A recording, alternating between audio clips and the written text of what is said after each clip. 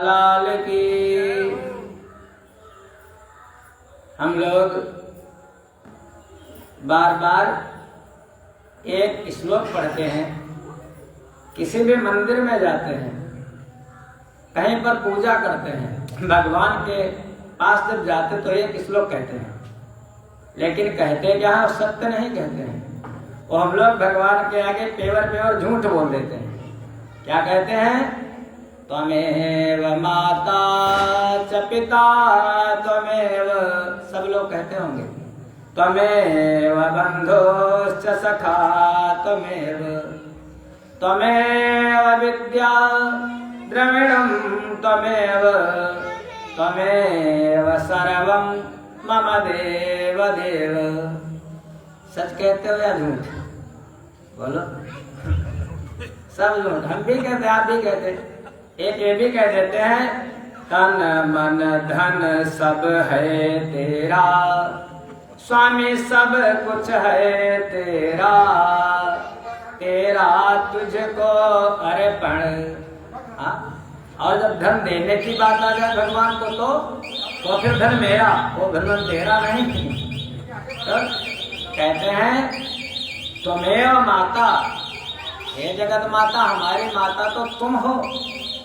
ये तो यहाँ वाली दैहिक माता है जो हमको इस संसार में मिली, वो तो देह की माता है, जन्म देने वाली। लेकिन हमारी वास्तव में माँ कौन है? वो तो वाद शक्ति जगत जननी जगदम्बा। त्वमेव माता च पिता त्वमेव। पिता कौन? पिता वही परम पिता परमात्मा। यही तो भक्त ध्रुव की माँ सुनीत ने कहा था, अरे बेटा, ये जो पिता तुम्हारे हैं ये तो दैहिक पिता हैं, तुम वो पिता के पिता नहीं, त्रैलोक के पिता कहलाते हैं। किसकी गोद में जाओ? उन परम पिता की गोद में जाओ। त्वमेव माता च पिता त्वमेव, त्वमेव बंधुश्च सखा त्वमेव। हमारे भाई भी तुम, हमारे सखा हमारे मित्र भी तुम। त्वमेव विद्या, जो कुछ भी विद्या है हमारी तुम्हें। लेकिन विद्वता का कितना घमंड होता है। अरे मैं बड़ा विद्वान हूँ, मैं बहुत पढ़ा लिखा हूँ। द्रविणम त्वमेव, मान लिया जो कुछ भी हमारा धन है वो प्रभु आप ही हो। लेकिन खाली कह देते हैं, खाली ऊपर से कह देते, वाणी से, मन से। जिस दिन ये श्लोक हमारे मन में आ जाए महाराज, उसी दिन क्या होगा? इस संसार से हो जाएगा वैराग्य, आसक्ति खत्म। वो भगवान यही तो कहते हैं, सब कई ममता ताग बटोरी, मम पद मन बांध बर डोरी। जब हमारे और उन परमात्मा के बीच में कोई दूसरा ना आए, क्योंकि हमारे सर्वस्व तो वो हैं। प्रेम गलियत साकरी जामे दो न समाए।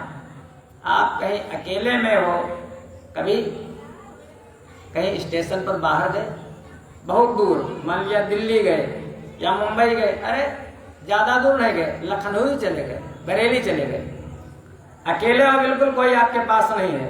अनुभव है हम लोगों को इस बात का। वहां तक बहुत सारे बहुत लोग तो दिखाई देंगे, पूरा स्टेशन भरा होगा, बहुत से लोग होंगे, लेकिन जानने वाला कोई नहीं होगा वहां पर। बस तब अनुभव होता है वहां पर कौन हमारे साथ में है। वहाँ हमारे कन्हई, हमारी माँ, हमारे साथ में तो बस वही है। और वैसे विचार करो तो सीए राम में सब जग जानी। ऐसे ये जो जग है ना, एक ऐसे मेला, इसी को कहते हैं बाजार, इसी को कहते हैं। बहुत से कहते हैं, बड़े बड़े गायक भजन वाले विद्वान लोग कहते हैं कि रिश्ते तो बनते और बिगड़ते हैं, यात्री तो चढ़ते और उतरते हैं। पता नहीं कितने रिश्ते बन जाते जब ट्रेन में चलो, और पता नहीं कितने यात्री चढ़ जाते, पता नहीं कितने उतर जाते हैं। तो ऐसे है संसार है, मुसाफिर खाना, कोई अपना नहीं है। अगर अपना कोई है तो त्वमेव माता। अगर दुख दूर करेंगी तो तुम्हारी, जब चोट लगती बच्चे को तो छोटे बच्चे बिटिया के हाय अम्मा, हाय मम्मी, लेकिन मम्मी क्या कर लेंगे अगर इन माँ की कृपा ना हो।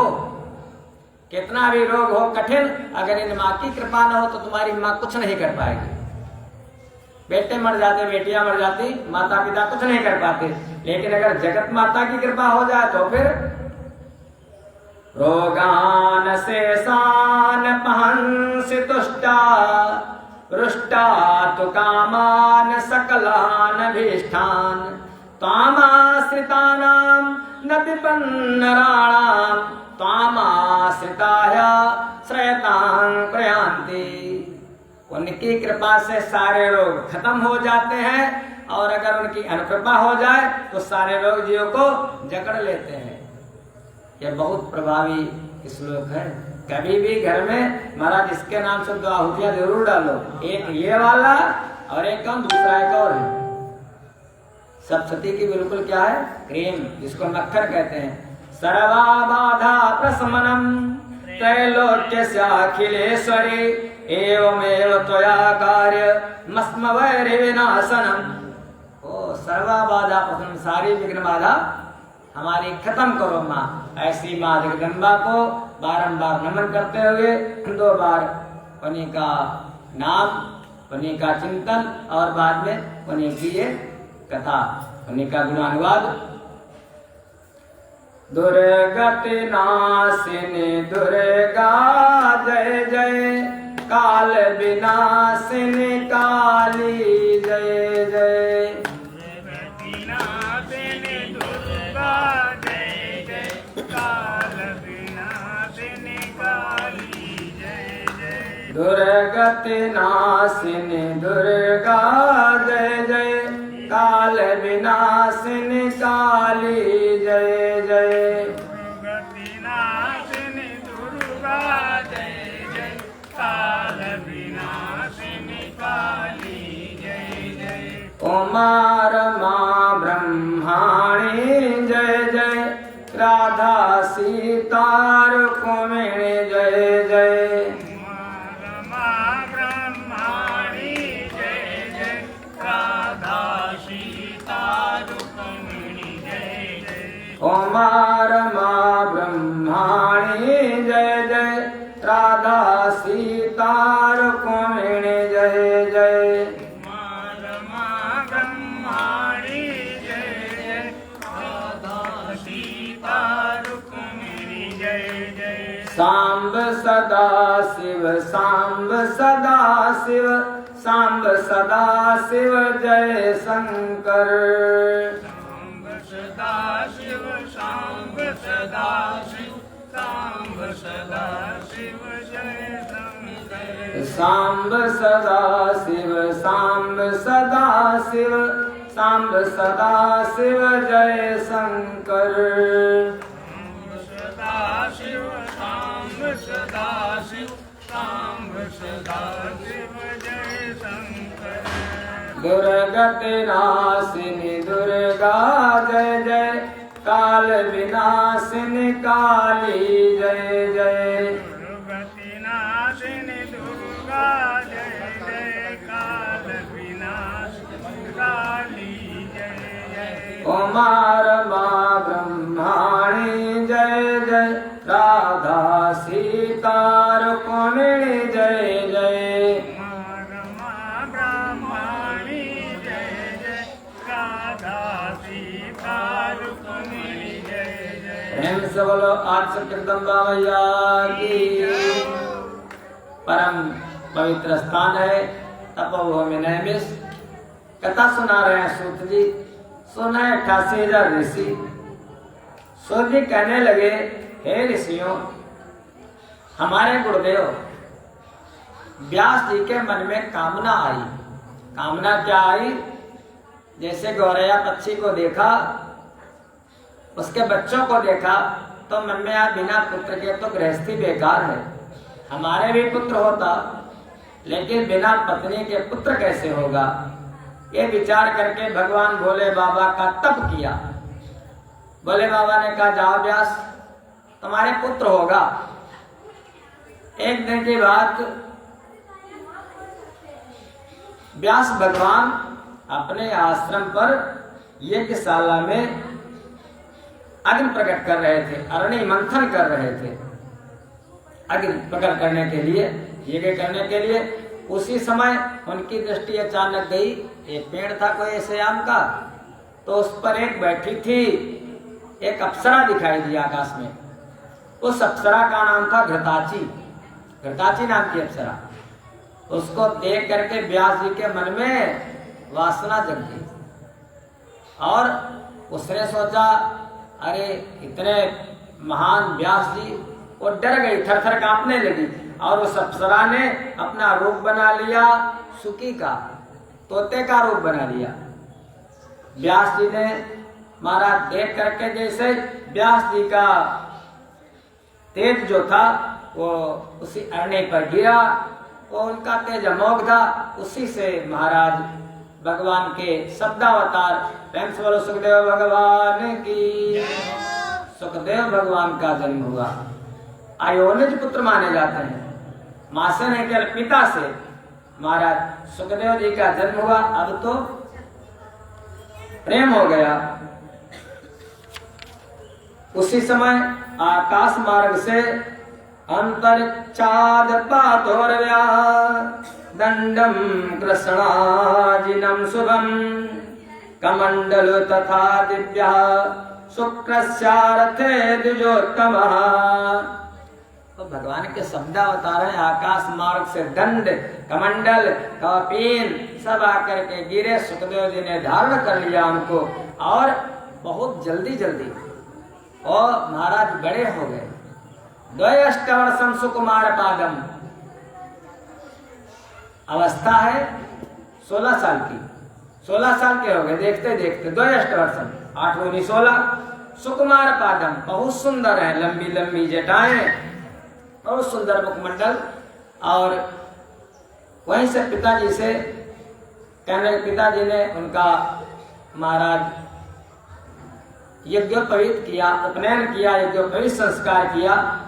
और उसके बाद व्यास जी सोचने लगे कि धार कर्मः ततो व्यासः सुकस्य परिचिन्तयत् कन्यां मुनिसुतां कान्ता मम पृच्छदे वेगवान। जब यज्ञोपवीत हो गया बेटे का तो व्यास जी सोचने लगे अब विवाह भी हो जाता। अब जो कोई ऋषि मुनि आता वो तो आता कथा सुनने के लिए। अब व्यास जी कहते भैया कोई जुगाड़ हो तो बताओ, बेटा हमारा जवान है, कोई कन्या हो तो बताओ। अब वो पूजा पाठ किनारे, बेटे के विवाह की चिंता सताने लगी। हम लोगों को भी होती, जब बच्चा बड़ा हो जाता है वो चिंता करने लगे। उसी समय क्योंकि अपुत्र की गति नहीं होती और उसे स्वर्ग कदापि नहीं मिलता। जिसके पुत्र नहीं होता है उसकी गति नहीं होती, और पुत्र के जब पुत्र हो जाता है तब महाराज पितर और प्रसन्न होते हैं। हमारी वंश परंपरा तो आगे बढ़ी। मन में आया, व्यास जी ने कहा बेटा हे पुत्र, तुम्हारे लिए मैंने सैकड़ों वर्ष कष्ट सहकर जो तपस्या की और जो शिव जी की आराधना की, तब मैंने आपको पाया है। किसी राजा से मांगकर मैं तुम्हें प्रचुर धन दूंगा और तुम यौन प्राप्त करके सुख का उपभोग करो और तुम विवाह करो।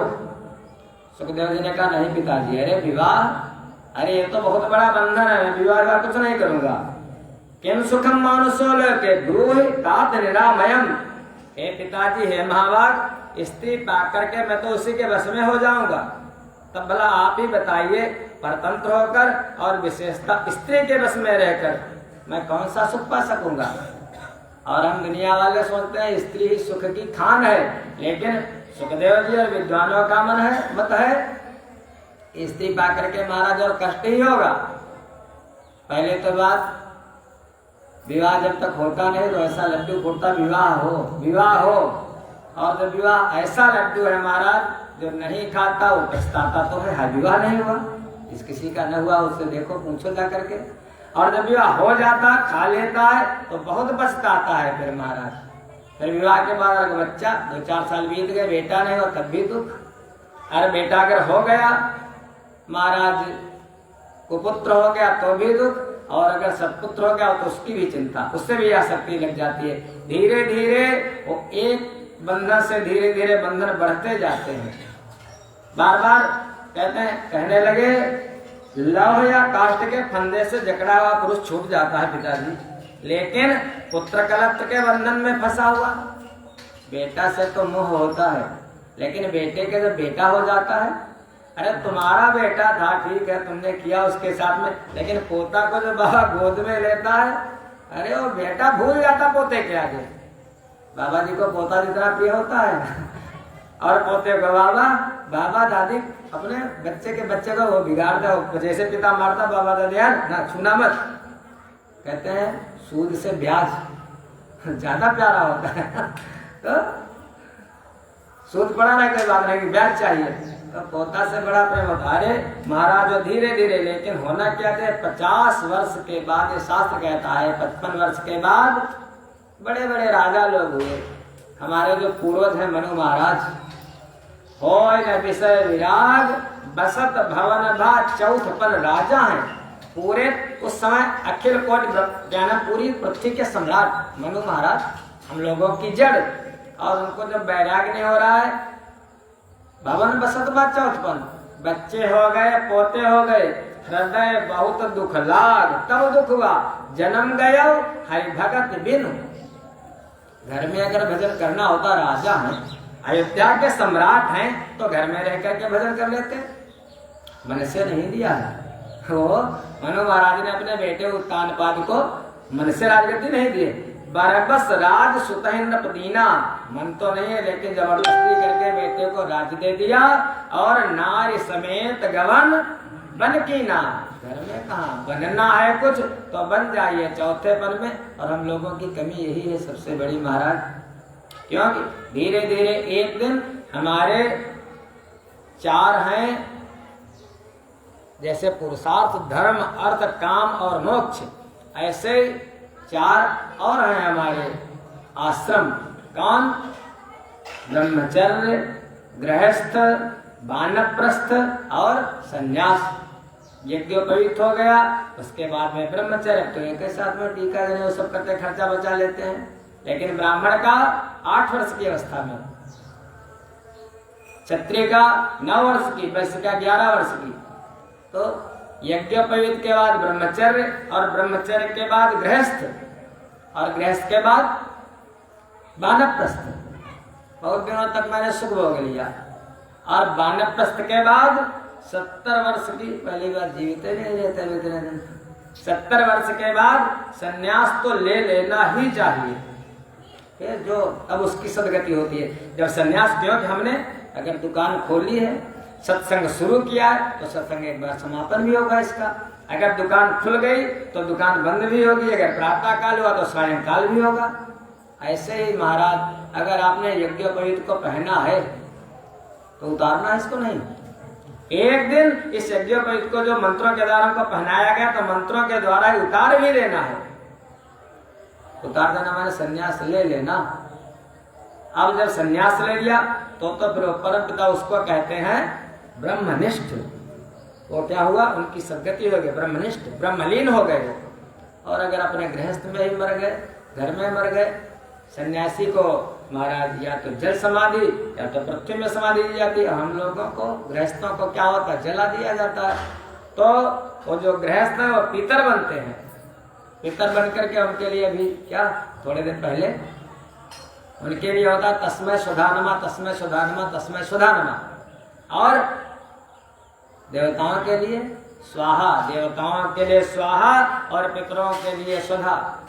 महाराज ऐसे अब आपकी मर्जी है, आप लोगों की जो कुछ चाहिए, लेकिन है बहुत बंधन। वही सुखदेव कहने लगे, महाराज पिताजी इस गृहस्थ में नहीं, क्यों? यह शरीर विष्ठा एवं मूत्र परिपूर्ण रहता है, वैसे ही स्त्रियों का शरीर भी होता है। हे विप्रेंद्र, तब कौन बुद्धिमान पुरुष उससे प्रीत करेगा? पिताजी मैं विवाह करूंगा नहीं, क्यों? मैं अयोनिज हूं और मैं फिर पुनः मैं भविष्य में भी अपनी उत्पत्ति किसी योनि से नहीं चाहता कि दोबारा फिर मैं किसी योनि में जाऊं। पिताजी मैं विवाह नहीं करूंगा, क्योंकि गृहाति पुरुषम यस्माद ग्रहमते न प्रकीर्तितम क्वासुकम बंधनागारे तेन भेदो सम्यहम पिता। पुरुष को बंधन में जकड़ रहने के कारण ही उसे ग्रह कहा गया है।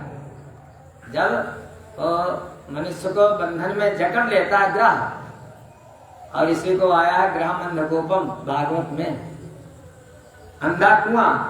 अतः ऐसे बंधन रूप घर में सुख कहाँ है पिताजी, इसीलिए मैं भयभीत हूँ, मुझको बड़ा भय है। व्यास जी कहने लगे, व्यास अपनी बात रखते हैं, ग्रह बंधन कारण नहीं है, और न बंधन का कारण जो मन से बंधन मुक्त है वह गृहस्थ आश्रम में रहते हुए मुक्त हो जाता है। और गृहस्थ आश्रम से बढ़कर कोई दूसरा आश्रम देखा या सुना नहीं गया। वशिष्ठ आदि आचार्यों और तत्व ज्ञानियों ने इसका आश्रय ग्रहण किया है। व्यास जी समझाने लगे बेटे को, अरे बेटा गृहस्थ आश्रम बड़ा बढ़िया है। सुखदेव जी कहते हैं, कहाँ पिताजी, बेटा हो तो सुखदेव जी के जैसा ज्ञानी कहते हैं, कहाँ पिताजी गृहस्थ में सुख कहाँ? अरे आपके तो गृहस्थ सुख है, इंद्र जैसा जो है वह भी गृहस्थी होकर के सुख कहाँ है, सुखी कहाँ है? वो तो बिच्छुक के जैसे मांगता रहता है, डरता रहता है। फिर आप कहते हो कि गृहस्थी सुखी होता है, तो ब्रह्मा कहाँ सुखी? ब्रह्मा भी तो गृहस्थ है, ब्रह्मा क्या सुखी है? वो ब्रह्मा भी सुखी नहीं है, और मनोरम लक्ष्मी को पाकर भगवान विष्णु भी सुखी नहीं है। उन्हें भी दैत्यों के साथ युद्ध के द्वारा निरंतर कष्ट भोगना पड़ता है, वो भी सुखी नहीं। दैत्य आक्रमण करते हैं और लक्ष्मी के होकर के वो भी सुखी नहीं। न ब्रह्मा सुखी है, न विष्णु सुखी है, न इंद्र सुखी है। अरे शंकरो भी सदा दुखी भवेत चा वेद्यम, भगवान भोले बाबा शंकर वो क्या सुखी है? सुखदेव जी कहते, अरे भोले बाबा शंकर भी सुखी नहीं है, भगवान शंकर भी सदैव दुखी रहते हैं। ऐसा मैं जानता हूँ, क्योंकि वे सदैव तपस्या करते हुए भी दैत्यों से युद्ध करते रहते हैं। भोले बाबा क्या सुखी हैं? भोले बाबा के बेटे भगवान गणेश, भोले बाबा की पत्नी माँ पार्वती, एक दिन नंदी दौड़ दौड़ करके आए, रक्षा करो रक्षा करो प्रभु। भोले बाबा ने, क्या हुआ? कहने को, जो ना ओ माता जी की सवारी है, हमको घूर रहा था, बार बार हमारी तरफ देख रहा था खा जाने के लिए। भोले बाबा ने कहा ठीक है देखेंगे। तब तक गणेश जी आए, पिताजी पिताजी देखो ये जो तुम्हारे गले में पड़ा है लंबा वाला नाग, ये हमारी सवारी को घूर रहा था। अब वो तो कर है, जब कर है ध्यान। ऐसे बच्चे जब घर में आप लोग तपस्या करते हो, पूजा करते हो, तो महाराज बच्चे, पिताजी डैडी सुनो, ऐसे भोले बाबा ध्यान करते रहते हैं, लेकिन कहीं भोले बाबा के गण, कहीं भोले बाबा की पत्नी, कहीं भोले बाबा के बेटे हो आकर के डिस्टर्ब करते रहते हैं। शंकरों भी सदा दुखी, वो भी दुखी है। हेतात तब धनवान होते हुए भी लोभी मनुष्य कभी सुखपूर्वक सो नहीं पाता। पिताजी जन्म दुखम जरा दुखम दुखम च मरणे तथा गर्भवासे पूर्व दुखम विष्टा मूत्रमय पिता। इसी को भगवान शंकराचार्य जी ने लिख दिया है विवेक चूड़ामणि नाम के ग्रंथ में। जन्म दुख जरा दुख जाया दुख पुनः पुनः अंत काले महादुख तस्मात् जाग्रहे जाग्रहे। जन्म दुख, सुखदेव जी ये कह रहे हैं, अरे इस संसार में पिताजी जन्म लेना ही दुख है। जब बेटा जन्म लेता है, पहली बात है जो गर्भ में आता है तभी दुख होता है। आप लोगों को थोड़ी देर के उल्टा लटका दिया जाए, उल्टा सर नीचे को पैर ऊपर को, तो कैसा लगेगा? पता चलेगा, कभी देखो आंखें पता चलेगा निकली जा रही है, मुंह पता चलेगा फैला जा रहा है। और गर्भ में जो बच्चा होता है, हम लोग सभी, आप लोग कितने दिन 9 महीने तक उल्टा उल्टा लटके रहते, तो कितना दुख होगा महाराज, ये समझो। जन्म दुख, माता कोई कड़ुआ तीखा कसैला जब खाती है तब भी बच्चे को दुख होता है, गर्भ में बहुत दुख होता है महाराज, बड़ी पीड़ा होती है। फिर जैसे जन्म होता है तब दुख होता है, पूरा जीवन दुखी रहता है। फिर जरा दुख, जब बुढ़ापा आता है तो बहुत ही दुख होता है बुढ़ापा में महाराज। अंग अंग में दर्द होता है, पीड़ा होती है, कोई न कोई रोग घेर लेता है। फिर दुखम चा मरणे तथा, जब मरते हो तब दुख होता नहीं होता? अरे मरते पर तो किसी को जाकर के देखो, मर रहा हो, जब आंखें निकल आती है, पैर पटकता है महाराज, कैसे कैसे गति होती है मरते समय में, अटैक पड़े या कुछ, तब देखो लोगों को सबका होता है महाराज। तो और किसी जो महाराज भगवान के भक्त होते जरा देर में, जन्म दुःखौ जरा दुःखौ और मरणे दुःखौ पुनः पुनः गर्भवासे पुनर्दुःखम। मरने के बाद फिर क्या होता है? क्या वहां बैठ जाते हो ऊपर? वहां से फिर आना पड़ता है। क्यों? जात से ध्रुव मृत्यु ध्रुवम जन्म मृत से जा। मृत्यु तो सत्य है, लेकिन मृत्यु के बाद जन्म भी सत्य है। इधर से मरे, उधर से तुरंत फिर आ गए, तो फिर उसी गर्भ में आओ और फिर मरो, फिर यहाँ पर आओ। ऐसे बार बार भगवान शंकराचार्य जी ने कह दिया है, पुनरपि जननम पुनरपि मरणम पुनरपि जननी जठरे शयनम। यही संसारे बहु दुस्तारे कृपया पारे पाहे मुरारे। भज गोविंदम गोविंदम भज मूढ़मते। पुनरपि जननम पुनरपि मरणम पुनरपि जननी जठरे। से बार बार मरो, बार बार पैदा हो, बार बार माँ के गर्भ में जाओ, तो फिर महाराज यही दुख सबसे ज्यादा दुख है। अब भाव में भक्त लोग कह देते हैं कि जय जो ने जन्मो जन्मता से राम पद अनुराग हूँ, लेकिन जब जन्म लोगे तो हमारा दुख कितना होगा, जब मरोगे तब दुख, वो तो दुख होगा ही होगा। कहेंगे फिर पिताजी मैं बार बार गर्भवासे पुनर्दुःखम विष्ठा मूत्र मैं पिता, गर्भ में दुख सहन करना पड़ता है, उससे भी एक दुख तृष्णा और लोभ से उत्पन्न होता है, इसलिए मैं विवाह नहीं करना चाहता हूँ बार बार। क्योंकि पिताजी एक और बात है, देखो जलु केव सदा नारी रुधिरम पिबती तिवये मूर्खस्तु तो विजानाति मोहितो भाव चेष्टित है। पिताजी अभी सुखदेव जी को देखो गर्भ ये सब ज्ञान है पहले से, क्योंकि स्त्री जोंक के समान, जैसे जोंक होती है ना, जलु केवल जलुलू का जोंक, स्त्री कैसे जोंक के जैसे सदा पुरुष को चूसती रहती है, जिसे बुद्धिमान मनुष्य उसको भावपूर्ण चेष्टाओं से मोहित होने के कारण नहीं जान पाता। पुरुष तो उसकी माया में मोहित है, पुरुष जान नहीं पाता, और स्त्रियां जोंक के जैसे पुरुष को चूसा करती हैं। गोस्वामी जी ने यही कह दिया रामचरितमानस में, नारी विवश नर सकल गोसाई नाचै नट मरकट की नाई। नारी विवश नर सकल गोसाई, जितने भी मनुष्य कैसे नाचते हैं, जैसे कोई नट किसी मरकट माने बंदर को नचाता है।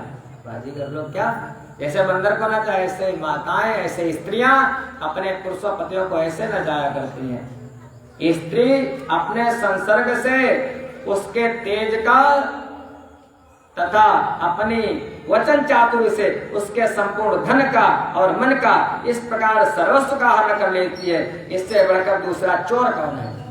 स्त्री से बढ़कर पिताजी खुद चोर नहीं है। ये अपना सब विषय रख रहे सुखदेव जी, बार बार अपनी युक्तिपूर्ण बातें कर रहे हैं। अब व्यास जी को बड़ी चिंता होने लगी, मन है वह सोचने लगे अब क्या करूं।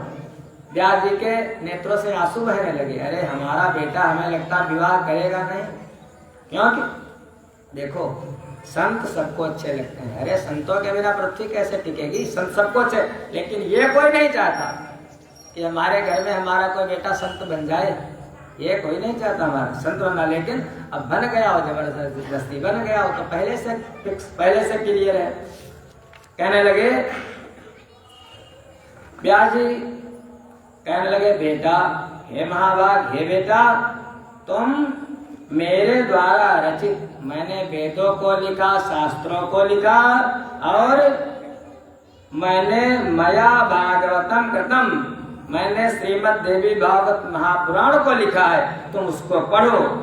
वेद तुल्य व पवित्र पुराण अधिक विस्तृत भी नहीं है, वो वेद के तुल्य है, ज्यादा विस्तार भी नहीं, कम श्लोक है, और उसको पढ़ करके जो है भगवान विष्णु, भगवान ब्रह्मा, वो सब ब्रह्मा सृष्टि का महाराज उत्पन्न, भगवान उसका संचालन, रुद्र उसका संहार उसी के द्वारा करते हैं, तुम उसको पढ़ो। सुखदेव जी गए बृहस्पति जी को गुरु बनाना। बृहस्पति जी से शिक्षा ली और शिक्षा लेने के बाद भागवत पुराण का अध्ययन किया। जब भागवत पढ़ लिए, बस क्या नाम, बृहस्पति जी से शिक्षा ले लिए, अब तो वहां से आए, एकांत में रहने लगे। व्याकुल चित्त से उदासीन की भांति दिखाई पड़ने लगे।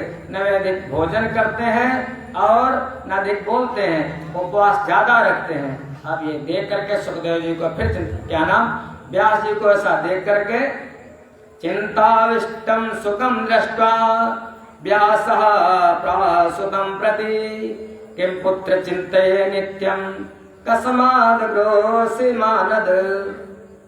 कहेंगे बेटा काहे की चिंता करते हो? अरे हम है ना, पिताजी ही तो कहते हैं अपने बेटों से, काहे की बेटा चिंता करते हो? मैं हूँ, हमको बताओ तो क्या बात है, तुम्हें किस बात की चिंता है? तुम अपने मन की ग्लानि को छोड़ दो और आत्मचिंतन में मन लगाओ। एक बात और है, देखो जो टीचर लोग होते हैं, मास्टर, उनका बच्चा कभी उनके पढ़ाई से नहीं पढ़ता है और इसीलिए कोई ट्यूटर लगाते हैं, कहीं बाहर भेजते पढ़ने के लिए। व्यास इतने विद्वान हैं, व्यास कहने लगे बेटा अगर हमारी बातें आपके समझ में नहीं आती हैं, न चैनमस्ते शांति वत्सामम सुव्रत, तो हे बेटा तुम एक राजा हैं, जिन राजा का नाम है जनक, और जनक के पास चले जाओ, उनको विदेह कहा जाता है, वो तुम्हारे मोह का नाश कर देंगे, क्योंकि वो महाराज धर्मात्मा है और सत्य सिंध धर्मात्मा है, तुम्हारे मोह का नाश कर देंगे। वो जीवन मुक्त है। सुखदेव जी कहने लगे पिताजी आप ये कहते हो, लेकिन मैं अब आपकी बातों को सुनकर के उनको देखना तो चाहता हूँ, क्योंकि वो राजा तो हैं। आप कहते हो वो जीवन मुक्त है, लेकिन अगर वो राजा हो करके शत्रु मित्र परिज्ञानम वैरी प्रीतिकरम सदा, वो उनके पास शत्रु भी आते होंगे और मित्र भी आते होंगे, उनके साथ बैर अथवा प्रीति का व्यवहार भी वो करते होंगे, तो फिर मित्रता का व्यवहार और शत्रुता का व्यवहार उनके मन में तो आता होगा। राज्य में साधु और चोर समान कैसे समझे जाते हैं? ये उनके प्रति समान बुद्धि नहीं है, तब वो वाला जीवन मुक्त कैसे हो सकते हैं? जो जीवन मुक्त होता है वो तो कहते हैं निज प्रभु मैं देखें जगत कहीं सन करहीं विरोध। जो पंडित लोग होते हैं महाराज, जो ज्ञानी लोग होते हैं, जिन्होंने भगवान का साक्षात्कार कर लिया है, वो तो फिर उनके लिए सिया राम मैं सब जग जाने करऊं प्रणाम जोरे जुग पानी। उनके लिए तो सब जो संसार है, हम लोग कहते हैं हिंदू मुस्लिम, ये ज्यादा विवाद बना है इस समय। वो ऐसा, वो चोर है, वो सेठ है, वो दानी है, वो हिंदू है, वो मुस्लिम है, लेकिन उनकी दृष्टि में महाराज ईशावास्मिदं सर्वम यद किंचित जगत्याम जगत। वो तो महाराज भगवान को देखते हैं, सारा संसार उनको भगवान ही दिखाई देता है। हमारे भैया, हमारे परम प्रिय, मन में जो हमारे आता था कभी फोन से बात करें, और आज मुलाकात हो गई भैया की कृपा से। और कहाँ हुई? वो भी माता जी की ही स्थान पर हुई। हमारे परम प्रिय भैया, अरे आचार्य जी, हमें जी महाराज बताने की आवश्यकता नहीं है। परम आदरणीय, परम श्रद्धेय महाराज संत श्रेष्ठ आदरणीय मलुक पीठाधीश्वर श्रद्धेय राजेंद्र नाथ जी के शिष्य हैं, और आप लोगों ने बहुत बार देखा होगा इनको परम आदरणीय धर्मदेव जी के साथ में। हमें याद है सब वो बातें, आप लोगों को भी याद होगा। पधारे, कहा था आएंगे, बहुत अच्छा लगा, और कथा चल रही है।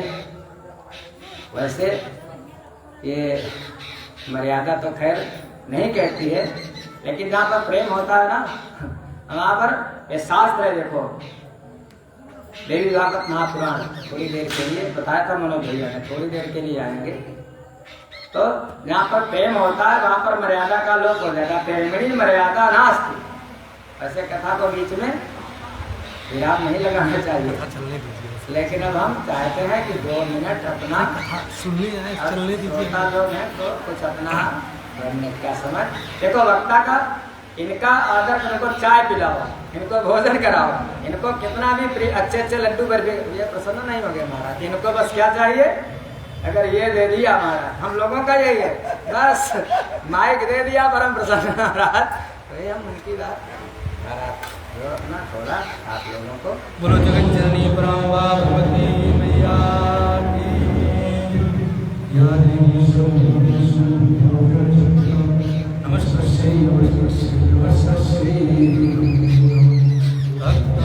भगवंत गुरु चतुर नाम बपु एक, तिनके पद वंदन लिए नाश होवे प्रभु। ज़्यादा विक्षेप नहीं करेंगे, वैसे कथा में विक्षेप नहीं करना चाहिए, सत्य है।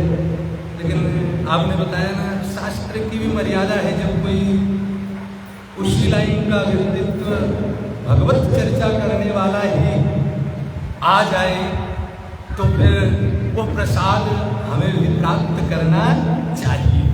और इतनी सुंदर संत संगोष्ठी हमारे पूज्यपाद जगत गुरु मलुक पीठाधीश्वर डॉक्टर राजेंद्र दास जी महाराज, आप तो इस बार हमारे साथ भी थे, कई दिनों तक रहे वहाँ। कितने संतों का आगमन होता था और संतों की कृपा निश्चित ही आप मोहली वासियों पर तो विशेष है, क्योंकि मैं भी बहुत समय से मोहली आता जाता जुड़ा। और 2 बड़े बड़े आयोजन दास के भी, एक तो आपके ही पावन आश्रम के तट पर 2016 में वरुण मिश्रा भैया के द्वारा श्री हनुमंत कथा, और उसके बाद एकेश्वर महादेव में आपके ही नामाराशि मनोज मिश्रा भट्टा मोहल्ला, उनके द्वारा श्रीमद् भागवत कथा का दिव्य आयोजन। और इस गली के हमारे बड़े अत्यंत परम प्रिय भैया नरेश गुप्ता जी, मैं देख रहा था मकान को लेके बहुत दिन हो गए, धर्मपत्नी जी उनकी बैठी मुझे नजर आ गई। आप सब जो बहुत, क्योंकि मोहल्ले पहली बार जब कथा पूज्य स्वामी धर्मदेव जी की हुई थी तो उसमें सबसे बड़ी अग्रणी भूमिका आदरणीय नरेश गुप्ता और पिंटू मिश्रा की। चलेंगे जरूर। मैं इतना निवेदन करूंगा कि जो आप आचार्य श्री के मुख से सुनता नहीं, मैं आपको ये देवी भागवत सोशल मीडिया के माध्यम से गाड़ी में चलते हुए गई हुई, मैं रेगुलर तो नहीं लेकिन थोड़ी बहुत देर तक आपकी वाणी को सुनता हूँ। क्योंकि सबसे अच्छी बात क्या है ना, आजकल लोग नाच गाना आडंबर, जैसे लोगों ने भजनों की डायरिया बना रखी वैसे कथा की भी डायरिया बना रखी। महाराज ये क्या हो गया है, डायरियों से कथा कहाँ तक होंगी, नहीं हो सकती। ये जो संत ग्रंथ देवी भागवत का रखा है, वाह आनंद आ जाता है, आत्मा को संतुष्टि मिलती है जब कोई ऐसा होता महाराज दिखाई देता है। लोग चाहे कितने भी उसे खा लेंगे, हम तो यह जानते हैं हमारे परम प्रिय अग्रज बड़े लाता या धर्मेंद्र आचार्य श्री ये कथा मनोज मिश्रा जी को, भक्तों को नहीं, ये कथा मां भगवती को सुना रहे हैं और इनके माध्यम से जो लाभ प्राप्त कर सके वो प्राप्त करें। और मैं देवी भागवत के विषय में अगर कहूँ, क्योंकि मैं तो मां भगवती का ही उपासक और राष्ट्र गुरुदेव की कृपा है कि श्रीमद् भागवत से लेकर 18 पुराणों की कथा का जो कुछ गुरु कृपा से प्राप्त है वह करते हैं। देवी भागवत जितना परम मंगल में ग्रंथ है महाराज, ये देवी भागवत के महत्व में ही आपको आचार्य श्री ने श्रवण कराया होगा कि जो पुण्य आपको इस मंदिर में पूजा करने से, जब तक यज्ञ दान धर्म गंगा स्नान नर्मदा स्नान करने से प्राप्त होगा, वह फल आपको मात्र और मात्र देवी भागवत की कथा श्रवण करने से प्राप्त हो जाएगा। देवी भागवत में वर्णन, अब आपको यह प्रमाण दे रहा हूँ। भागवत कथा जब महाराज सत्राजित के द्वारा जो मणि की लीला हनुमान ने की है और मणि जामवंत की बेटी के पास पहुंची है, जो नेता के महाराज मांगा था राम जी से, जो युद्ध करके चलने लगे, जामवंत ने भी कहा प्रभु मेरे भी हाथों में बड़ी खुजली हो रही, क्यों आपने मुझे लड़ने को नहीं दिया? भगवान ने रोक दिया था राम जी ने, क्योंकि सुनाया आपको भाई एक ही बार रावण को धक्का दिया, 3 दिन में मूर्छा खुली। राम जी ने कहा लड़ोगे नहीं, मेरी लीला तुम कर दोगे? तो अंत में वरदान मांगा है कि मुझे भी। तब प्रभु ने कहा अगर शिष्य और गुरु लड़ेगा, पुत्र और पिता लड़ेगा, माँ और बेटी लड़ेगी, समाज आपस में लड़ेगा, तो दूसरों को शिक्षा क्या देंगे? मैं मर्यादा पुरुषोत्तम, मैं लड़ूंगा तो तुम्हें शिक्षा क्या? इसलिए इस जन्म में नहीं, लेकिन चिंता न करो, मैं भी आ रहा हूँ ब्रज में, वहां पर तुम्हारी खुजली मिटाऊंगा। और 27 दिन तक मल्ल युद्ध हुआ है। इधर महाराज जब वो शिव जी को पता चला कि मेरा बेटा अभी तक नहीं आया, तो महर्षियों की कृपा से श्रीमद् देवी भागवत का 9वां पारायण शुरू हुआ। और जैसे ही 9वें दिन यज्ञ कथा पूर्ण हुई, जो ही हवन हुआ, प्रसाद हुआ, इतने में देखते हैं गए तो कन्हैया अकेले थे और साथ में जामवती को लेकर आए, यानी एक विवाह और करके आ गए। तो ये ऐसी भागवत, ये देवी भागवत का हमारा संबंध भागवत से बहुत है। राजा परीक्षित के पुत्र जन्मेजय जब अपने पिता के मृत्यु होने के पश्चात सत्येश्वरी यज्ञ किया, सारे के सारे सर्प दुनिया के उसमें जलने लगे। तब आस्तिक मुनि ने आकर के उनको वहां पर रोका है, नहीं ये मत करिए, तो ये अगर आप करेंगे तो फिर समाज को क्या शिक्षा देंगे? और उसके बाद जन्मेजय जी ने वेद व्यास जी से श्रीमद् देवी भागवत की कथा श्रवण करके अपने पापों का प्रायश्चित किया है और अपना कल्याण किया है। और आप सुनेंगे व्यास जी से, आजकल तो लोगों की पूजा ही अलग हो गई महाराज। पंडित जी भी कहेंगे बस पाठ कर दो, वो चाहे 10 मिनट में करके चले जाए, चाहे आधा घंटा में करके चले जाए, इससे मतलब नहीं है। बस महाराज उठे कि हम इतना कह रहे हैं हमने पूजा कर ली, ऐसा नहीं। अगर सच देखें तो देवी भागवत में नित्य 9 दिन के भोग अलग अलग हैं, छोड़िए पूरे 1 महीने के भोग अलग अलग है, पूरे साल के भोग अलग अलग है। किस दिन आपको क्या भोग लगाना चाहिए? पहले दिन एक कन्या कौन सी होनी चाहिए? 9 देवी भागवत में यहाँ शूद्र की भी कन्या के पूजन का विधान है, यहाँ वैश्य के कन्या का भी पूजन का विधान है, यहाँ क्षत्रिय की कन्या के भी पूजन का विधान है, और यहाँ ब्राह्मण की कन्या का भी पूजन का विधान है। ये सारे विधान इसमें तो मैं अपने आप को सौभाग्यशाली मानता हूँ कि उस दिन मेरी बड़ी व्यस्तता थी, आप मुझे मिल भी गए थे, मैं नहीं आ पाया, उसके लिए क्षमा। लेकिन मैं क्षमा क्यों मांगू? क्यों? क्योंकि आज कुष्मांडा माँ की कृपा थी और मेरे भी व्रत चल रहे हैं। क्योंकि मैं आपसे बता रहा था नवरात्र में मैं कहीं नहीं जाता, आपको भी कहा कहीं भी नहीं जाता, लेकिन ये कार्य गौ माता का था, सबका आग्रह था तो आना हुआ।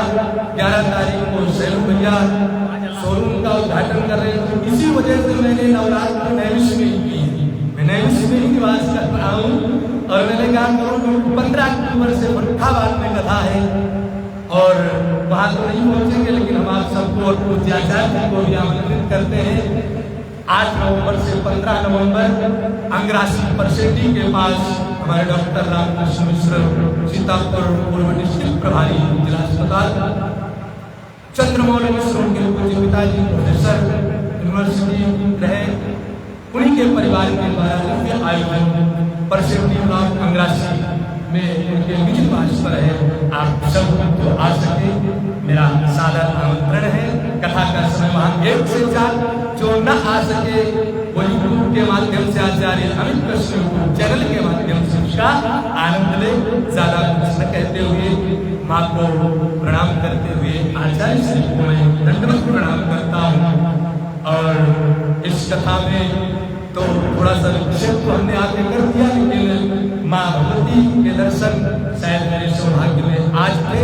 और मैं निवेदन करूंगा पूज्य श्री आगे इस कथा के क्रम को बढ़ाए, क्योंकि अब भजन नहीं गाएंगे, इसलिए भैया मेरे को समय जाना है। भजन हमने 2 महान चंद्र में सुना दिए थे, अब अरे अब महाराज अब व्यास की आज्ञा का उल्लंघन भी करना तो उचित क्योंकि यह भी व्यासपीठ नहीं, व्यास के मुख से जो निकल गया क्योंकि व्यास आय विष्णु रूपाय व्यास रूपाय विष्णवे नमो वै ब्रह्म विदये वासिष्ठाय नमो नमः। इस व्यासपीठ पर बैठे हुए वचन बैठे हुए आचार्य देखिए यहाँ से नीचे उतर के आपके भाई पड़ोस से हैं, किसी के भाई भी होंगे, किसी के भतीजे भी होंगे, किसी के ताऊ भी होंगे, किसी के कुछ भी होंगे, लेकिन यहाँ पर बैठकर ये व्यासाय विष्णु रूपाय साक्षात भगवान विष्णु का स्वरूप ये भागवत कह रही है, ये हम नहीं कह रहे हैं। और जो व्यास को विष्णु रूप में वैश्विक रूप प्रबोधन सर्वशास्त्र विशाल सुखदेव जी मानकर ही अगर भागवत की कथा आप सुनेंगे तो निश्चित आपको कभी भी किसी भी प्रकार से भगवान की और मां भगवती की कृपा से आपको दिक्कत नहीं होगी, ये निश्चित है।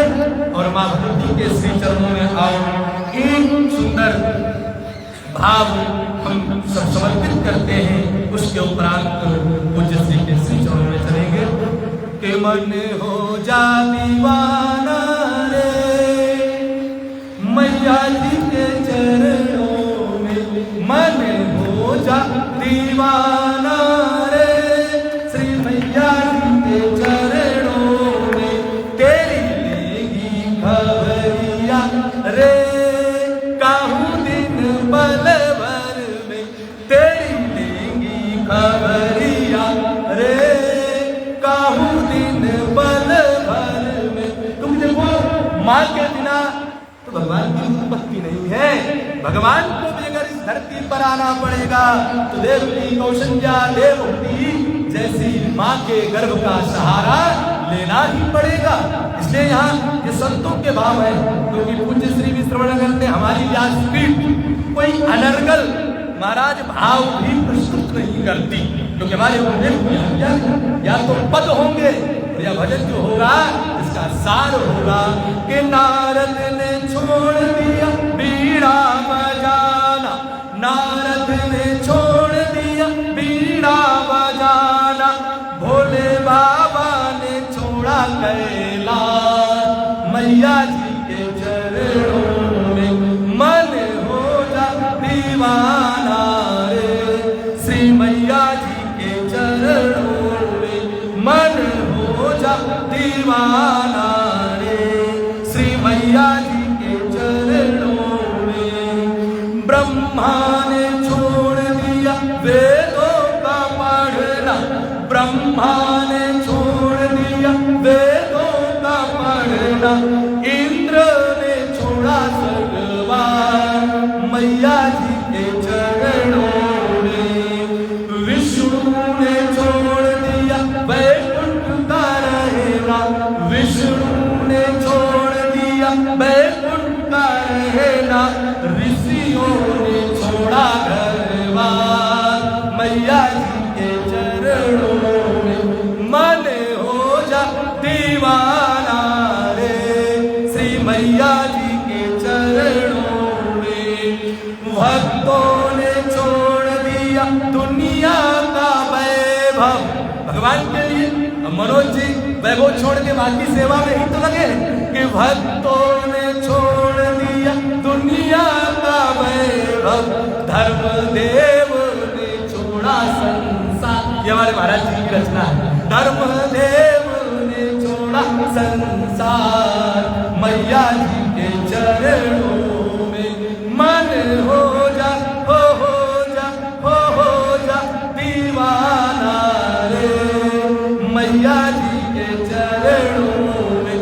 अमृत की बरसे बदरिया अम्बे माँ की दुवरिया, माँ की दुवरिया अम्बे माँ की दुवरिया, अमृत की बरसे बदरिया देखो महोली नगरिया। बोलो जगत जननी ब्रह्मा भगवती मैया की। देखो भैया हम लोग हैं व्यास, और व्यास विस्तार भी करता है और सार भी करता है। बोलने को हम आएंगे तो हमारी कमाई से भी कथा 6 घंटे 5 घंटे से कम तो होती नहीं है, तो लंबा समय जाएगा। और अभी मैंने बताया था आपको भी कि मेरा भी आज पूजा का क्रम अभी मेरा स्वयं का शेष है कि सुबह 4-5 घंटे ही हो पाया, तो अभी मुझे वो करना है। तो इसलिए मैं अब आप सबको इस व्यासपीठ से व्यास होने के नाते, ब्राह्मण आचार्य होने के नाते, ब्रह्मचारी होने के नाते ये आशीर्वाद देता हूँ कि आप सब भगवान की माँ भगवती के कृपा पात्र है। ये भले यहाँ 10-20 लोग हो, देखिए भैया मैं बहुत सीधी बात कहता हूँ, खरी 100% भाई लगेगी। मैं तो ये भी कहता हूँ शास्त्री जी, देखो भाई हम फकीरों से खफा हो कि कोई क्या लेगा, अरे एक घर बंद तो दूसरा देगा, हमें किसी से रिश्तेदारी नहीं करनी। हम तो कहेंगे वही जिसमें आपका कल्याण होगा, मानो या न मानो आपकी मर्जी। मानोगे तो आगे बढ़ जाओगे, नहीं मानोगे तो हमारा कुछ नहीं बिगाड़ोगे। हम भैया चापलूसी की कथा करते भी नहीं है कि महाराज कथा के लिए हम यजमान में छूट जाए तो वो जो बोले वो ना, हम वो बोलेंगे जो शास्त्र कह रहा है, जो व्यास जी के द्वारा लिखी हुई ग्रंथ कह रहे हैं। यजमान ज्यादा से ज्यादा यही करेगा, अगली बार हमें नहीं बुलाएगा, हमें जरूरत भी नहीं है ऐसी जगह जाने की। सीधी सी बात, हम तो चाहते वही है जहाँ यजमान श्रद्धावान होगा, क्योंकि हमारा यजमान भी बैठेगा नियम से ही, और गारंटी हम लेते हैं 7 दिन में ही कथा में जो आप कल्पना लेकर बैठोगे, जो संकल्प लेकर बैठोगे, उसकी सिद्धि और पूर्ति निश्चित होगी। ना हो तो मेरा काट पकड़ा, लेकिन नियम मेरे होंगे। सीधी बात है, नियम आपके लिए, 7 दिन मेरे नियम, उसके बाद हम फिर आप जैसे हैं। तो इसलिए यहाँ वही आएगा पूज्यवर जिसके ऊपर माँ भगवती की विशेष विशेष विशेष कृपा हो, नहीं तो पड़ोस में पड़े सोते रहेंगे, गोरख धंधे में समय बीत जाएगा, खाने सोने में समय बीत जाएगा, चर्चा चुगली में समय बीत जाएगा, लेकिन भगवान की भगवती की कृपा नहीं है, वो यहाँ तक पहुँच नहीं सकता। यहाँ वही आएगा जिससे उसकी विशेष विशेष कृपा होगी। इसलिए भैया गम की अंधेरी रात में दिल को न बेकरार कर, क्यों? क्योंकि सुबह जरूर आएगी, बस थोड़ा इंतजार कर, बस थोड़ा इंतजार कर। रात आने पर सूर्य कहे वाह, चंद्रमा कहे तो मेरा ही महाराज पूरा साम्राज्य नहीं। उजाले में वो ताकत है कि अंधेरा 100 वर्षों का भी होगा, और उजाला अगर 100 वर्ष बाद जाएगा तो कमरा तुरंत उजाले से भर जाएगा। इसी के साथ मैं आप सबको भी बहुत बहुत आशीर्वाद पूज्य श्री के चरणों में प्रणाम करते हुए, भागवत के भागवत जैसे महान ग्रंथ को प्रणाम करते हुए मैं निवेदन करूं कि आप सबको इस देवी भागवत रूपी गंगा में डुबोकर शुद्ध पवित्र करके इन सबको बाहर निकाले, और अवसर मिला कभी तो लंबे समय तक चर्चा आप सबके साथ होगी। और मैं आमंत्रित करता हूँ आप सब आइए, 8 नवंबर से 15 नवंबर श्री अंग्रासी में परसेंडी ब्लॉक में, और मनोज जी से संपर्क रहते ही हैं। आप सब आइए, आपका स्वागत, अभिनंदन, वंदन, आचार्य।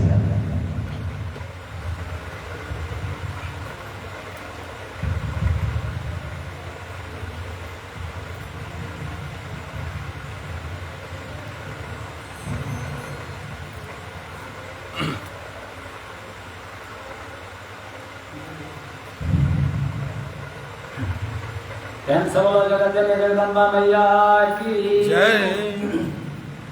बहुत ही सुंदर अपनी ओजस्वी वाणी में भैया हम लोगों का तो हो गया ना जोश है अभी भैया, और बहुत बहुत हम क्या कह सकते हैं, बहुत बहुत आशीर्वाद है भैया को। और एक बात हमने देखी, फेसबुक देखते रहते हैं, हमारा देखते थे, हम उनका देखते रहते हैं, यूट्यूब भी देखते हैं, फेसबुक भी देखते रहते हैं। जहाँ कहीं भी जाते हैं, जिस किसी घर में जाते हैं, जिस किसी भगत के घर में जाते हैं, तो वहाँ क्या होता है, वहाँ पर संकीर्तन जरूर करवाते हैं, क्योंकि कलयुग में एकमात्र साधन यही है। भगवान ने यही तो कहा था, हे नारद नाहं वसामि वैकुंठे योगिनां हृदयेन वा मद्भक्ता यत्र गायन्ति तत्र तिष्ठामि नारद। वैकुंठ योगियों का आदर सब छोड़ देता हूँ जब हमारे भक्त संकीर्तन करने लगते हैं। तो मैंने देखा जहाँ कहीं भजन बहुत अच्छे महाराज, कभी समय मिलेगा तो हम लोग फिर चलेंगे आप सभी लोगों के साथ में, महाराज जी का वहाँ पर सानिध्य ग्रहण करेंगे। इसी के साथ अपने 2 बार माता जी का नाम, उसके बाद उन्हीं की मंगलमयी कथा। दुर्गति नाशिनी दुर्गा जय जय, काल विनाशिनी काली जय जय। दुर्गति नाशिनी दुर्गा जय जय, काल विनाशिनी काली जय जय। दुर्गति नाशिनी दुर्गा जय जय, काल विनाशिनी काली जय जय। दुर्गति नाशिनी दुर्गा जय जय, काल विनाशिनी काली जय जय। ओमार माँ ब्रह्माणी जय जय, राधा सीता रुक्मिणी जय जय। उमा रमा ब्रह्माणी जय जय, राधा सीता रुक्मिणी जय जय। ओमार माँ ब्रह्माणी जय जय, राधा सीता रुक्मिणी जय जय। उमा रमा ब्रह्माणी जय जय, राधा सीता रुक्मिणी जय जय। दुर्गा मैया की सुखदेव जी को महाराज बहुत आसक्ति थी। व्यास जी को अपने बेटे सुखदेव जी से बड़ी आसक्ति थी। बार बार समझाया बेटा विवाह कर लो, लेकिन सुखदेव जी तैयार नहीं हुए।